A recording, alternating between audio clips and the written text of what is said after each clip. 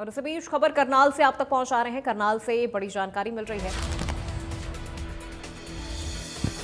करनाल से बड़ी खबर, पूर्व स्पीकर कुलदीप शर्मा का बड़ा बयान आया है सामने। बारिश बाढ़ के हालातों पर बोले कुलदीप शर्मा, आपदा के समय सरकार के साथ खड़े हैं। कुलदीप शर्मा की ओर से कहा गया है कि आपदा के साथ, इस मुश्किल घड़ी में हम सरकार के साथ हैं।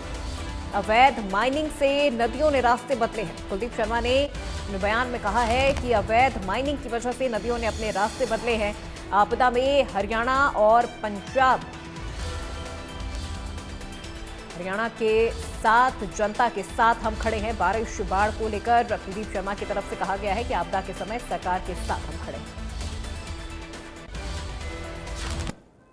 लगातार तेज बारिश के कारण कहीं ना कहीं ऐसे में कई प्रदेश बाढ़ से कहीं ना कहीं खराब होते हुए नजर आ रहे हैं। बाढ़ लगातार बनती हुई नजर आ रही है और लोगों पर कहीं ना कहीं आपदा आती हुई नजर आ रही है। वहीं अगर हम हरियाणा की बात करें, करनाल की बात करें, करनाल में कई ऐसे गांव हैं, चाहे इंद्री के साथ लगते हैं या गरोंडा के साथ जो यमुना के किनारे लगते हैं, वहां पर भी किसानों के चेहरे पर मायूसियत आई हुई नजर आ रही है। इस पर ज्यादा बातचीत करने के लिए पूर्व विधायक हैं, पूर्व विधानसभा स्पीकर भी हैं कुलदीप शर्मा, कांग्रेस के सीनियर नेता, एक बार उनसे बातचीत करना चाहेंगे। सर, लगातार देश पर कहीं ना कहीं आपदा बनी हुई नजर आ रही है और ऐसे में कहीं ना कहीं करनाल के भी कई गांव हैं, कई खेत हैं, वो कहीं ना कहीं किसान पर चेहरे पे मायूसियत आती हुई नजर आ रही है।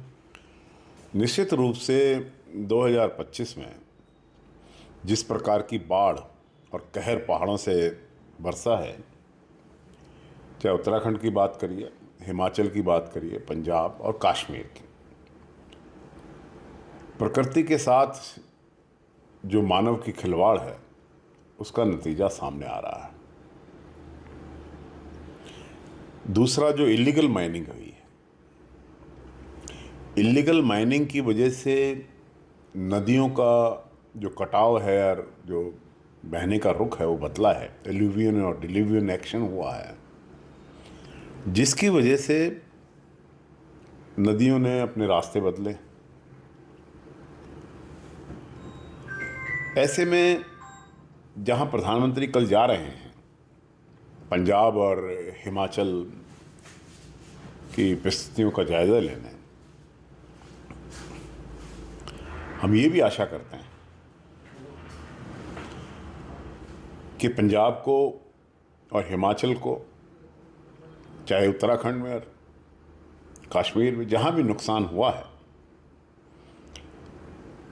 वहाँ प्रधानमंत्री जी दिल खोलकर, राजनीतिक समीकरणों की ओर देखकर नहीं, ज़मीनी हकीकत को देखकर के आधे से ज़्यादा पंजाब की जनता आज बाढ़ से घिरी हुई है, उन परिस्थितियों पर ध्यान देके केंद्र की सहायता देने का काम करेंगे। लेकिन जहाँ तक हरियाणा का सवाल, हरियाणा में दो तरीके की समस्याएं हैं, गंगा, घग्गर, टांगरी और यमुना और एक साहबी। चार नदियां हैं जो हरियाणा के अंदर बाढ़ का रुख लेकर आते हैं। हरियाणा के अंबाला से लेकर पेवा, कैथल, कुरुक्षेत्र और हिसार, नरवाना, सिरसा, फतेहाबाद, इन ज़िलों में घग्गर का पानी हो, टांगरी का पानी हो और उधर रेवाड़ी साइड में साहबी का, इन्होंने किसानों की फसलों को बर्बाद किया है। कई जगह तटबंध टूटे हैं। ये समय आरोप प्रत्यारोप का नहीं, इसके लिए कौन जिम्मेदार है, किसने क्या नहीं किया, मैं इस बात में नहीं जाना चाहता। लेकिन अब क्या करना चाहिए, इस पर चर्चा ज़रूर करूँगा। देखिए, हरियाणा में जहाँ आज बाढ़ की सामयिक तकलीफ लोगों को उठानी पड़ रही है सीज़न की वजह से, जहाँ प्रधानमंत्री आ रहे हैं पड़ोस की स्टेट में, वहाँ हरियाणा की सरकार को भी प्रधानमंत्री जी से, केंद्रीय सरकार से इस मुद्दे को कि हरियाणा में जो बाढ़ से नुकसान हुआ है, उस नुकसान की भरपाई हरियाणा में भी किसानों को की जाए। सरकार ने पोर्टल लॉन्च किया है भरपाई के लिए, क्षतिपूर्ति पोर्टल। क्षतिपूर्ति कहीं काम कर रहा है, कहीं नहीं कर रहा। अब काम तो सरकार का है ना देखना कि वो क्षतिपूर्ति पोर्टल ठीक से काम करे, ताकि किसान जिनका नुकसान हुआ है उनके नुकसान की भरपाई का सरकार तक संदेश जाए। तो हम मांग करेंगे। हरियाणा के मुख्यमंत्री तो लगातार दौरा कर रहे हैं, 2-3 दिन वो रहे भी हैं लोगों के बीच में, अलग अलग गांव में भी गए हैं, नुकसान का जायजा भी ले रहे हैं, लोगों से बातचीत कर रहे हैं। इसका क्या असर देखने को मिलेगा? इसका देखने को असर तो तब दिखाई देगा ना, ज़मीनी हकीकत भी तो होनी चाहिए। ठीक है, सरकार अपना काम कर रही है, मुख्यमंत्री जी दौरे कर रहे हैं, विपक्ष के लोग भी कर रहे हैं, कांग्रेस के नेताओं ने भी जिन जिन के क्षेत्र के अंदर बाढ़ आई है व्यापक दौरे किए।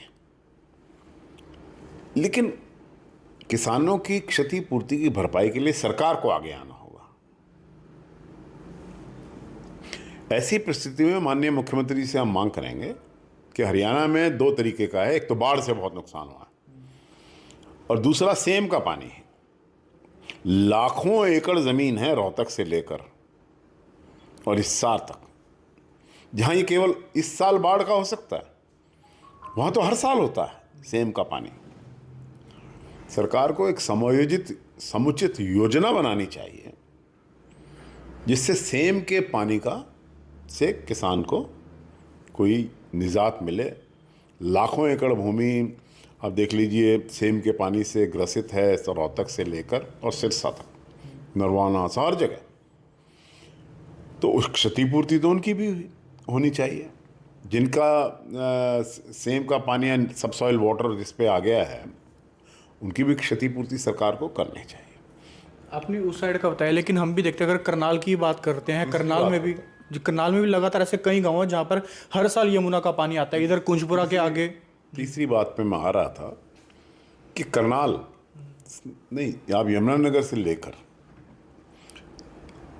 जो यमुनानगर के कुछ हिस्से हैं, करनाल लगता है, पानीपत और सोनीपत, और कुछ हद तक फरीदाबाद और पलवल जिलों तक तटबंध टूटे हैं। यमुना के बंद के अंदर हजारों एकड़ ज़मीन में जो फसल खड़ी थी किसानों ने, वो फसलें खराब हुई हैं। शुक्रिया है कि तटबंध टूट कर पानी गाँवों में नहीं घुसा, कई 1-2 जगह तो गया है, लेकिन उस प्रकार से जिस प्रकार से पंजाब में हानि हुई है। लेकिन मैं ये कहूँ कि हरियाणा के किसान की हानि नहीं हुई है। यमुना के किनारे किनारे बहुत कटाव हुआ है और इस कटाव के लिए भूमाफिया, ये कौन से खनन माफिया भी जिम्मेदार हैं, जो नदियों का रुख पलटते हैं। तो ऐसे में सरकार को 2-3 चीज़ें हम सजेस्ट करेंगे। एक तो जिन लोगों का तटबंध के अंदर यमुना के ज़मीनों की फसलें खराब हुई हैं, उनको मुआवजा दिया जाए। 50,000 रुपये एकड़ के हिसाब से ज़मीन का मुआवजा वहाँ पर देना जरूरी है। तो आपको, और दूसरे जिनके घर गिरे हैं, कहीं ट्यूबवेल बह गए हैं, कहीं इलेक्ट्रिक पोल निकल गए हैं, यमुना का बहुत भयंकर रूप देखने को मिला है, तो वहाँ पर भी सरकार को बिजली के पुनर्स्थापना के लिए और जो और लॉसेस हुए हैं, क्रॉप लॉसेस, उनके लिए सरकार को अपने कदम उठाने चाहिए। तो लगता है जिस तरीके से मुख्यमंत्री नायब सैनी भी गाँव का दौरा कर रहे हैं, ऐसे में अगर लोकल लेवल पर चाहे विधायकों की बात की जाए, लोकल जो प्रशासनिक अधिकारी हैं उनको भी दौरा करना चाहिए, किसानों से जायजा लेना चाहिए कि कितना नुकसान हुआ, ताकि वो कहीं ना कहीं ईजी हो सके उनके लिए भी। देखिए, मैंने कहा कि आरोप प्रत्यारोप का समय नहीं है, विपदा का समय है। ये कोई राजनीतिक लड़ाइयाँ, स्कोर सेटल करने का टाइम नहीं है, ये तो किसानों की मदद करने का टाइम है। जिनका नुकसान हुआ है, उनके उस नुकसान में, उनके दुख में उनके साथ खड़ा होने का समय है। अगर अधिकारी अपने समय पर ड्यूटी करते, तटबंधों को लगाने में यमुना के काम करते, ठोकने लगते समय पर, तो शायद ये इतना बड़ा नुकसान हमें देखने को नहीं मिलता। अधिकारियों की कमी है, जिसको मुख्यमंत्री जी जहाँ दौरे कर रहे हैं जांचना चाहिए, क्यों हुआ ऐसा, कौन रिस्पॉन्सिबल है। देखिए, ये दौरे भी होते हैं, सब कुछ होता है, लेकिन रिस्पॉन्सिबल कोई नहीं रहता है। रिस्पॉन्सिबिलिटी फिक्स करें, ताकि आने वाले समय में अगर इस प्रकार की विपदाएं आएँ तो अधिकारी को एक मन में डर होना चाहिए कि सरकार आपसे इसका जवाब मांगेगी। तो ये कुछ परिस्थितियां हैं दूसरी बात यह है कि जहाँ तक विधायक हैं, विधायकों को सरकार से तुरंत मांग करनी चाहिए। उनको लोगों ने बोलने की परिस्थिति तो उनकी है, सरकार का हिस्सा है। या जो नहीं भी हैं वो मुख्यमंत्री जी को पत्र लिखें, पत्र के माध्यम से किसानों के मांग को उठाएं। मैं समझता हूं कि सभी विधायक जिम्मेदार हैं और अपने अपने क्षेत्र के अंदर जो नुकसान हुआ है उसकी क्षतिपूर्ति के लिए सब मुख्यमंत्री जी से गुहार करेंगे, काम उनसे ये मामला उनके नोटिस में आएगा। और निश्चित रूप से सरकार को किसानों की मदद में इस विपदा के समय में आगे आना चाहिए और बाढ़ की इस परिस्थिति से जो हरियाणा में भी भयंकर बनी हुई है, इससे निपटने में हम सरकार के साथ हैं, सहयोग देने के लिए तैयार हैं। अभी पंजाब में है मेरा ख्याल करोड़ों रुपए का अन्न राशन। अब परिस्थिति है कि पंजाब के लोग मना कर रहे हैं कि अब और मत भेजिए। हरियाणा के लोग अपने भाई, पंजाब हमारा बड़ा भाई है, हम पंजाब में से निकले हैं, हम खड़े हैं उनके साथ। इसी प्रकार से सरकार को भी खड़ा होना चाहिए। और मुझे बड़ी आशाएं हैं कि प्रधानमंत्री जी कल जब पंजाब आएंगे या हिमाचल जाएंगे या और क्षेत्रों में जाएंगे, तो सारे देश के प्रधानमंत्री हैं, तो निश्चित रूप से दिल खोलकर केंद्र सरकार इन राज्य सरकारों की सहायता करेगी, किसानों की सहायता करेगी, ताकि बाढ़ से हुए इस विपदा से हुए नुकसान से ये लोग उभर सकें। तो बिल्कुल आप देख सकते हैं किस तरीके से लगातार बारिश के बाद कहीं ना कहीं कई राज्यों में बाढ़ जैसे हालात बने हुए नजर आ रहे हैं। और ऐसे में कहीं ना कहीं कांग्रेस के सीनियर नेता कहते हुए नजर आ रहे हैं कि इस आपदा की घड़ी में हम भी सरकार के साथ हैं और ऐसे में कहीं ना कहीं 50,000 रुपये प्रति एकड़ मुआवजा भी मिलना चाहिए किसानों को जिनकी फसलें खराब हुई हैं। या प्रधानमंत्री जहां पर दौरा कर रहे हैं वहां पर कहीं ना कहीं राज्य सरकारों की ऐसे में दिल खोल कर सहायता करनी चाहिए। इंडिया न्यूज़ के लिए करनाल से मुकुल तेजा। और इन्हीं